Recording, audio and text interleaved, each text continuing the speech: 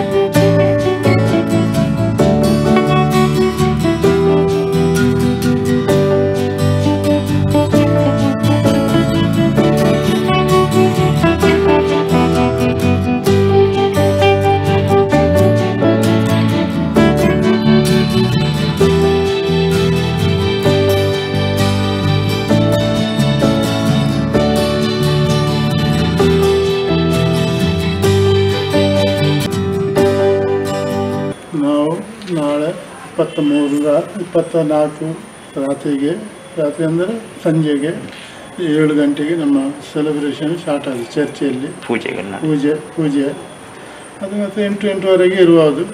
ಮತ್ತು ಎಲ್ಲರೂ ಮುಗಿದ ಮೇಲೆ ಮನೆಗೆ ಬರೋದು. ಮನೆಗೆ ಬಂದು ಕುಟುಂಬದೊಟ್ಟಿಗೆ ಸೇರಿ ಎಲ್ಲ ಊಟ ಮಾಡಿ ಏನು ಫಂಕ್ಷನ್ ಏನು ಮತ್ತು ಏನಿಲ್ಲ ಮಕ್ಕಳ ಹತ್ರ ಮಾತಾಡಿ ಸೆಲೆಬ್ರೇಷನ್ ಮಾಡೋದು ಅಷ್ಟೇ.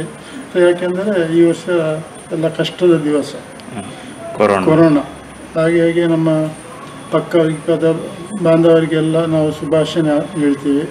ಅವರಿಗೆ ನಮ್ಮ ಕ್ರಿಸ್ಮಸ್ ಹಬ್ಬ ಶುಭಾಶಯ ಎಲ್ಲರಿಗೆ, ನಮ್ಮ ಎಲ್ಲ ಬಂದವರಿಗೆ, ಅವರು ನಮಗೆ ಅವರಿಗೆ ಹತ್ತಿರದವರಿಗೆ ಎಲ್ಲ ಕರ್ಕೊಂಡು ನಮ್ಮ ಏನು ಕುಸ್ವಾರ ಇದೆ ಅವರಿಗೆಲ್ಲ ಕೊಟ್ಟು ಹಂಚಿ ನಾವು ಆಚರಿಸ್ತೇವೆ.